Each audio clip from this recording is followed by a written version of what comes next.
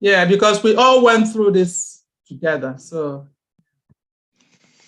yes, so we're here on day 68 of our protest, and right now we're live for the whole world to see and hear. Yesterday we had a press conference that we titled Nigeria, Our Dream, Our Hope, and Our Prayer, and we addressed a lot of salient issues where we talked about Nigeria being the promise of Africa and that the days of its impact on global scale is far from over. We also spoke about the fact that our protests have been issue-based, without political, religious, and tribal influences. We spoke about how during our protests that the Hausa people held the Yoruba people, that the Igbo people pulled the Fulani people, that the Tiv and the Fulani people who drank water together. That was the bane of our protests, and that we're brothers and sisters in this hustling.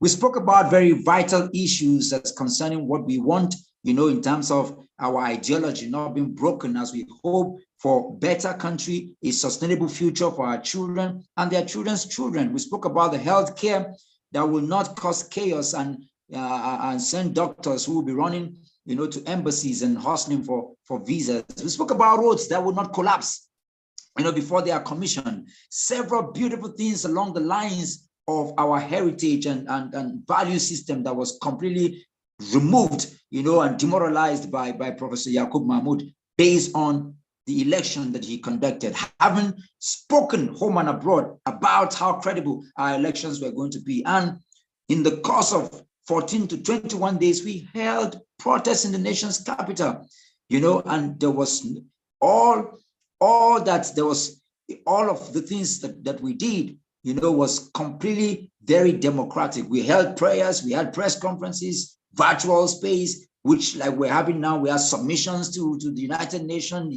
the embassies of British High Commission, ECOWAS, European Union, and the list goes on. Went to National Assembly, to the INEC office and several other places, and marching around town, declaring what we stand for, standing on the sands of time against threat and intimidation and all the attacks, trying to knife some of our leaders, people. Some of us have lost jobs because we are standing for the truth. This was the press conference we had yesterday, also holding, the judiciary accountable and saying that they must stay committed to the idea that is Nigerian.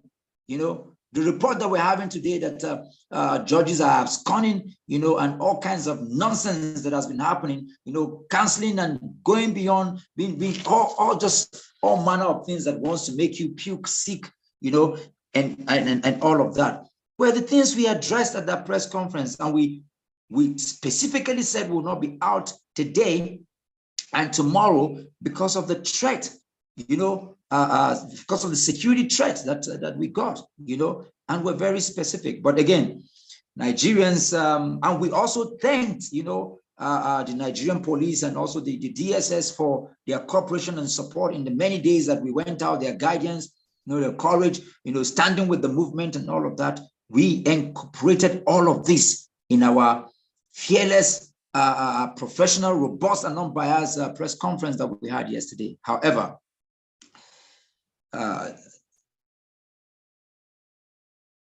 we also addressed the media. We called out Channels TV. We called out what's it called now? Arise. We called out TVC and we said they should be responsible in their coverage of activities, because we can see how they have advertised the hoodlums who have occupied our streets and have become a threat and a danger to us, even to our group. These were the things we addressed. And on that premise, we're taking a 2-3 days off, before we began again. But of course, the spine doctors who know how to do their job very well have taken to the media too. And also because of we have a generation of people who do not read, and then all kinds of things. I mean, just a line item that says that we're not going to be out because of security threat. Some people have concluded that our movement is staging out because of whatever reason they try to tag us. However, these are some of the things that even strengthens us the most and more. We are not in any way going to be maybe explaining to people, because it's there in black and white what our project is all about. So today we're here again, and in these few minutes and moments, we're going to reiterate. I would want to beg Uncle Mazi to please tell us, since we are here live and recording, just in short, I know you're not doing too strong, but we need the eyewitness of record of what took place in the courts today because of the future and the history that we're recording here. It's important to have this on record. You know, it's important. It's Mazi there. We need just that tidbit, you know, from what happened in the High Court, in the Supreme Court, and in the Appeal Court, you know, regarding the judgments that were expected. I know that the case, yes, please give us that report, even here today as part of our protest program. Yes, thank you very much. I'll just quickly do a submission of what happened today. So at the Supreme Court today, there was a case of the PDP versus the APC, basically Shetima's double nomination. Now, the Supreme Court ruled, and that was an anonymous decision that by all the 5 judges, that the Supreme Court used a language that many of us, I'm not a lawyer, but I found it a little bit, you know, condescending. They said the case was frivolous, and they used a language, quote unquote, that busy body. And I'm like, wow, this is a set of people that ought to uphold justice using such uncut street language, referring to that case as busybody. But the summary of it was that the PDP lost that case today, and a couple of millions was awarded of naira was awarded to the you know, defendants, basically to Shetima and APC and the legal counsel. So what it then means, as been explained by one of the judicial reporters, is that they do that not to encourage such cases to be brought before the court. Nonetheless, now, if you think that one case is not enough, after that, at the Federal High Court, Abuja, that is about 3 minutes away from the Supreme Court, there was this case of FCT residents, 5 individuals versus the APC again on the interpretation of 25%. That was to be done at Court 7 by Justice Equal, or Equal, whatever that, how is that pronounced. Sadly, as the lawyer of those that brought the matter to court said, that the judge absconded. Permit me to play with my words here. The lawyer ran away. I mean, the judge ran away. That's my own words. But the legal terms will say that the judge did not show up. And the lawyer came from Lagos.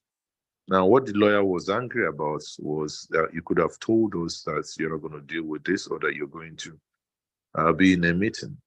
What it then tells every Nigerian that is listening to the sound of our voices here is that they are not ready to take decisions as to these matters. And this is one of those critical areas and a critical interpretation, because according to the lawyer, it doesn't matter where that case goes to.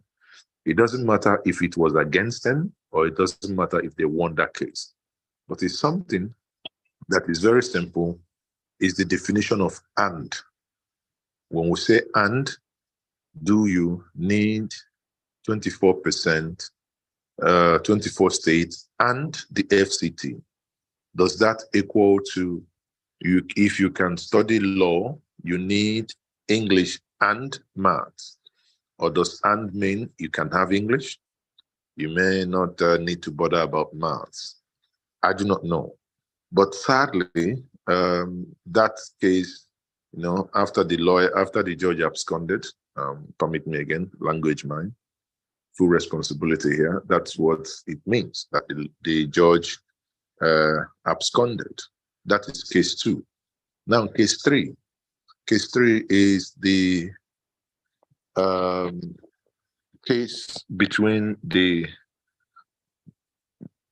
concerned Nigerian citizens on the matter of Bola Ahmed Tinubu and perjury.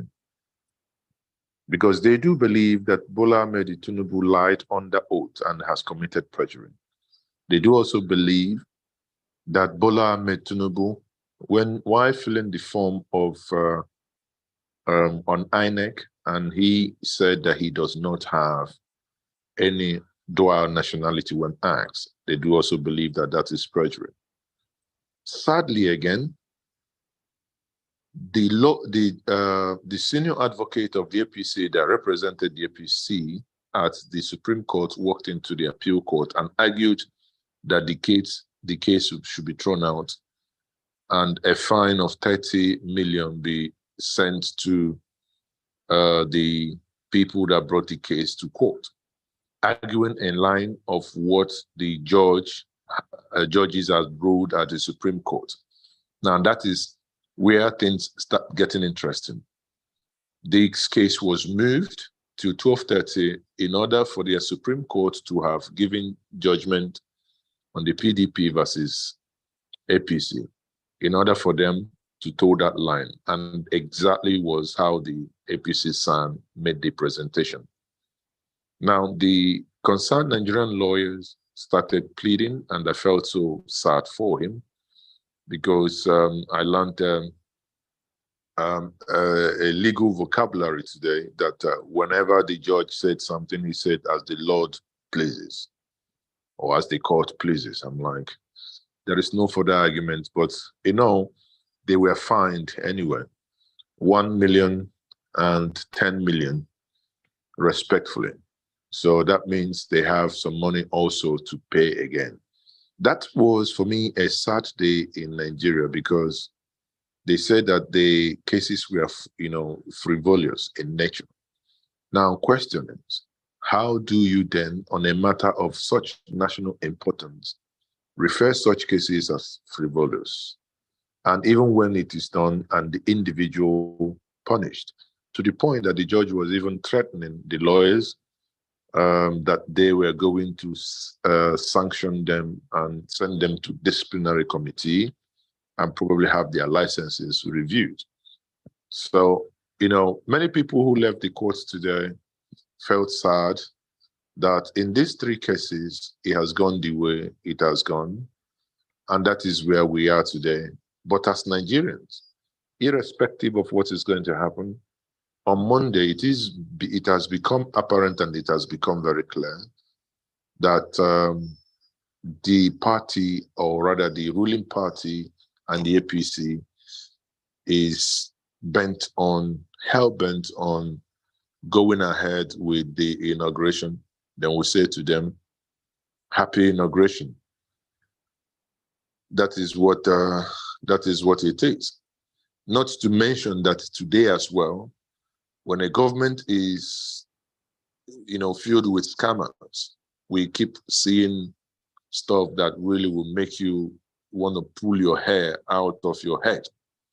Today, Nigerians woke up to see a repented Malawian Ethiopian airline plane registered with Fly Ethiopia that we were told that these are now going to be our official national carrier called Nigerian Air. Then one question, you basically ask yourself, and I believe I've tweeted that, I said, this is pure madness.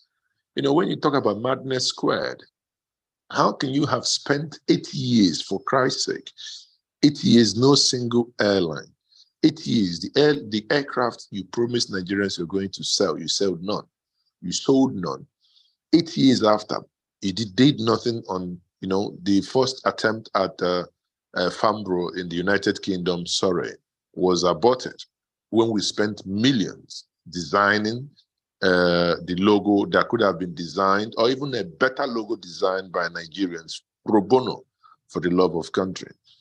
8 years after wasting Nigerian resources, 3 days to the date of handover to another quote unquote government, you now launch an aircraft. And the airline you launch, there is no staff members. You know, you do not have any website. They do not have any route which they play.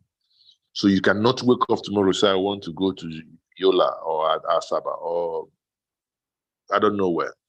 I can use Air Nigeria. Or I want to go to Johannesburg. No, there is no website. There is no, bunch of people managing that airline. But people want to shove it down our throats to believe that they have given us airlines. People, isn't that the highest scam in this world? That 3 days, what you could not do in 8 days, in 8 years, 3 days to go, you are showing us that you have delivered your promise. I say, wow, these are a bunch of scammers. The same way they've done at the second Niger bridge in Onitsha and Asaba. I was personally there on Monday this week, that is 4 days ago, personally, having gone to the Asaba International Airport. The road linking to that bridge was, as of Monday, nowhere to be completed and will not be completed in the next 2-3 months. Yet, on Tuesday, the next day, a president either scammed us or he was scammed to commission that project again. That project has been completed. That is, you look at these things, they say, man, this nation self, I don't know again, to be honest with you guys. We'll keep doing what we do, but the things keep getting worse. One thing we own and one thing we must do, we have our voices. Even when it appears, unsexy to protest and to hold leaders to account, brothers and sisters, I implore us, that is the only duty we must keep doing. We must keep holding this bunch of criminals who are parading themselves as politicians, stealing our monies in whatever venture they can lay their hands on. In the last couple of weeks, we have seen where humongous supplementary budget was submitted and the rubber stampers rubber stamped it. Voila, a new supplementary budget has been passed. Wow. Honestly, I don't know. I yield. Thank you very much, brothers. Wow. Now, wow. Now, wow. We'll keep fighting and saying, now, wow. When you hear those stories about how a bird fell down from the sky from nowhere and turned to human being. When you hear how an old woman came out and jumped on a broom and just disappeared. Say Nawa. We keep saying Nawa as all the snakes and scorpions will be swallowing billions of naira. Like these stories that Mazi has told us now. I don't know whether they are fictions or life. We keep saying Nawa as we keep holding leaders accountable and hoping that one day, that Nigeria go better in our lifetime. We should never get used to it. Please, whatever happens, we should never get used to it. Thank you so much. Thank you, brother. Who is ready to speak tonight into issues? We will never stop. We will never stop. We will never stop.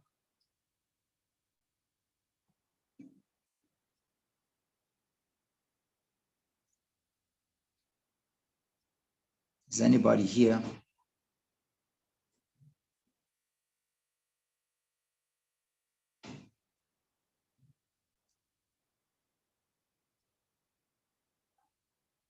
Yeah, okay, let me speak. Yeah. I mean, it's okay. We'll be speaking slowly in slow motion while we are crying. But as long as we don't get subsumed into and don't get to the point where black is white and white is black, just know that we are good. Sometimes all you need to do is just to survive. Sometimes all we need to do is to stay alive. That's all part of the journey. Go ahead, Andy. What I'm going to say, I'm going to direct this anger inwards. When I say inwards, I'm talking about us, the oppressed. I know we have a lot of anger and frustration, but we are directing it to the wrong place. That's what we are doing. We are just fighting, and it's like we have this autoimmune disease that is eating us. We are not the bad guys here.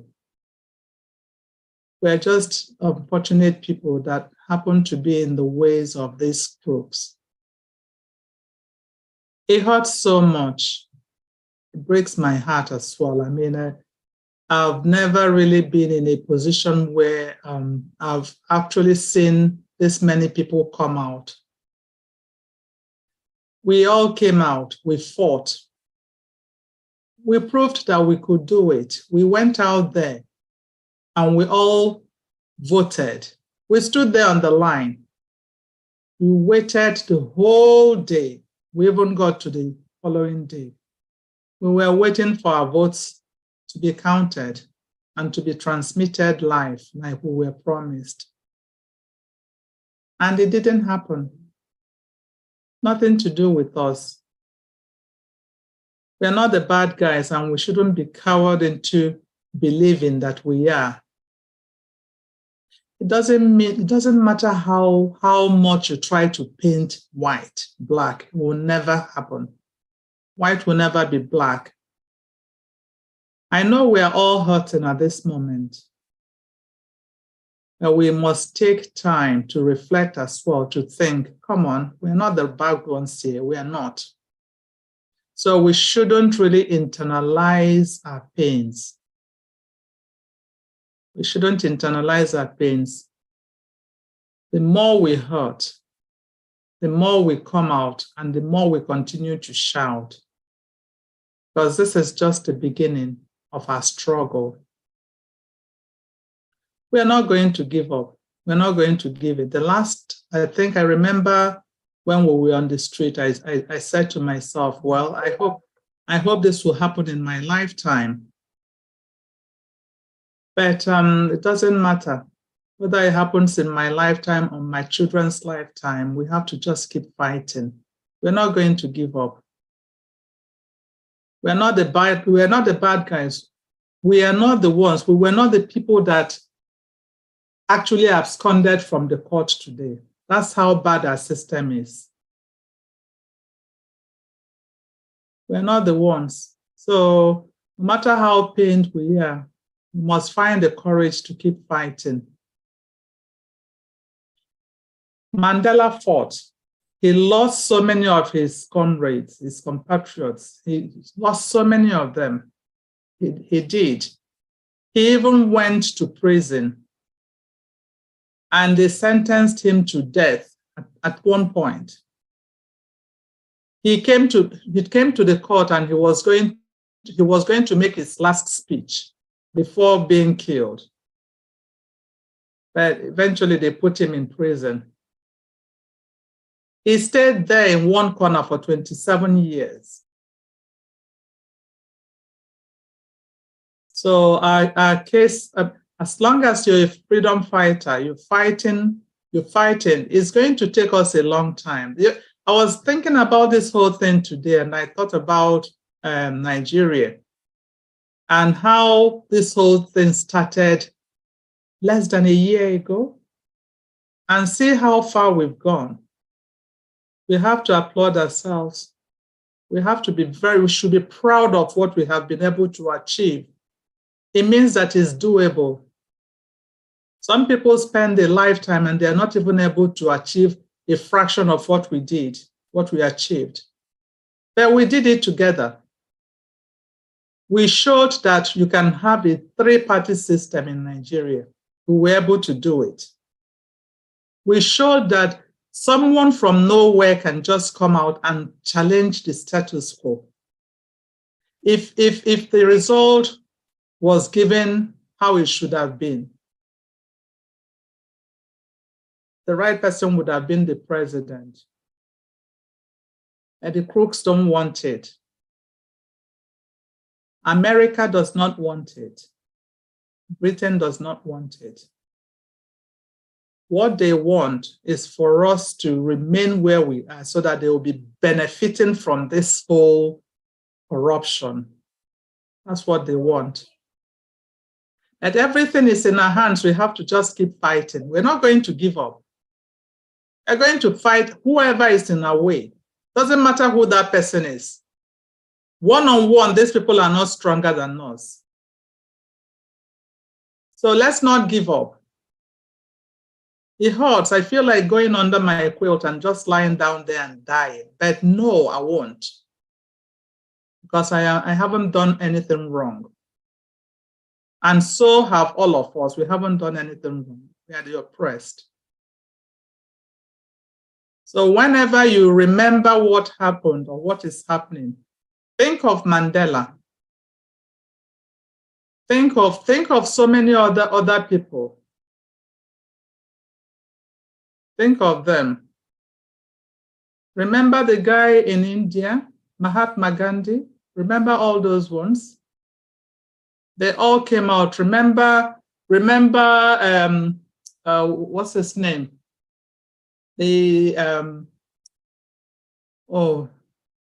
What's his name? The American one, yeah, you know who I mean. Martin Luther King, remember him? They all came out, they fought. Some even died, like Martin Luther King died in the process. But several years later, Obama came into power. So we must never give up. We keep fighting. Wherever we stop, we hand the person. So that's exactly what we are going to continue doing. Let's not fight ourselves. We are not the enemies. We are not the enemies. I yield my mic. Thank you.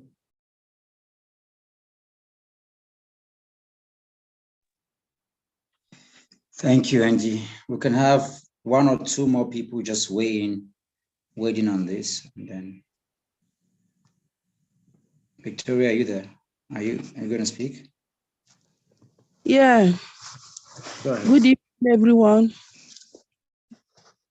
All I would say, wow, to our youth who are supposed to be with us and they refuse.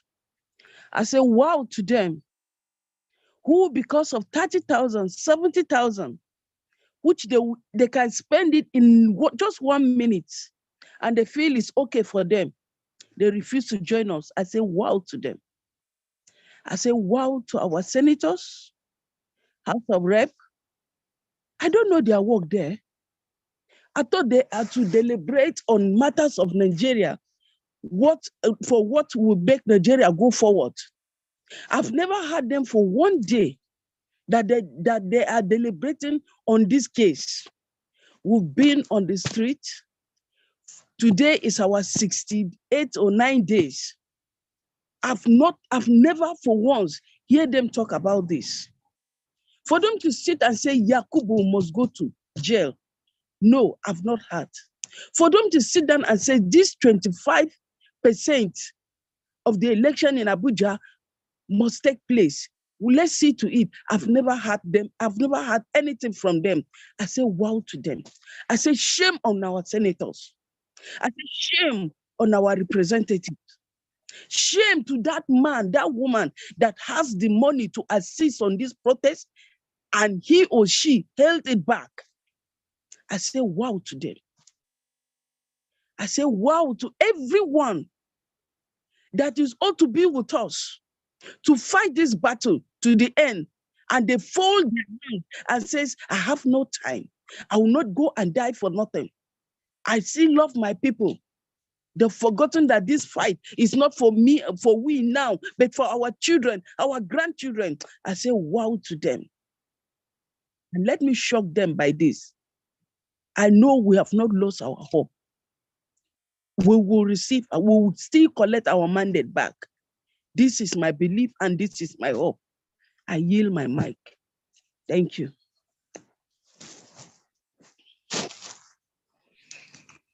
Thank you, Auntie Mary. Any other person here?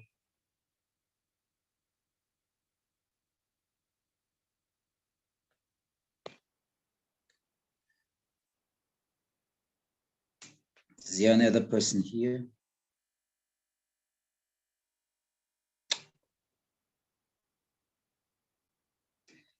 Okay. It's beautiful, and even at this, it's still also fine.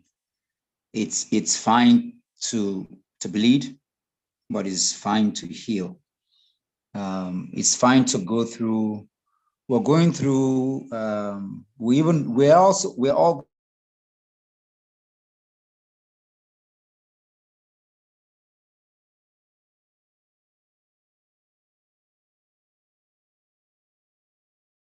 going to even need where we're going to address issues about how to survive what we're going through right now. You know, how do we deal and survive in the new Nigeria? How do we deal and survive in the old Nigeria that is just about to be inaugurated?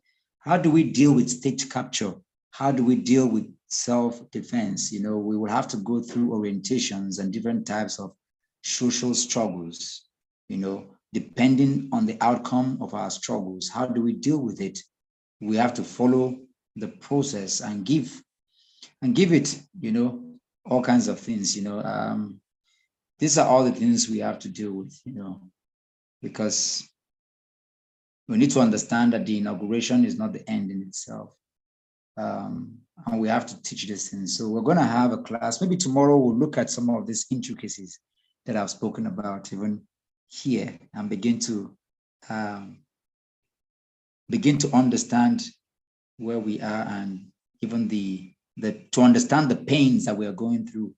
You know, we need to start going through therapy. This is not even the time to whip and beat people, but to help us even understand the phases that we're going through, so that will help us to begin to heal even much faster as we begin to look ahead to our work and responsibility. That being said, that will bring us to the end of our protest today. Protest, like we say, you can protest on the streets, you can protest online. When you go to court, it is a form of protest. When you pray, it is a form of protest. When you hold press conferences, it's a form of protest. These are all protests. As long as you are holding leadership accountable, it is protest.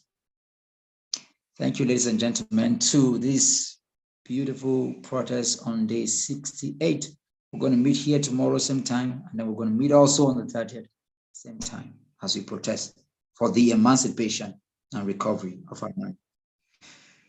Place your hands on your chests, and as we say the pledge together as we close. I think it's been such an incredible moment here tonight that we have had. Don't miss tomorrow, because we're going to be looking at those things, state capture. We're going to be looking at very interesting stuff. It's going to be question and answer and dealing with stuff. So it's also part of protest as we learn on how to hold leadership accountable. I pledge to Nigeria, my country, to be faithful, loyal, and honest, to serve Nigeria with all my strength, to defend her unity, and uphold her honor and glory. So help me God. Amen. Hi, everyone. Hi. Dr. Mo. Thank you. Hi, Maureen. How have you been? We've not been able to speak because I just came off another meeting to another meeting to another meeting to this meeting. Yeah. Yeah. Okay, Jennifer is just coming too. Oh boy. All right, let's see tomorrow, and then we'll discuss some very, very interesting stuff. All right. Good night, and God bless you. Good night.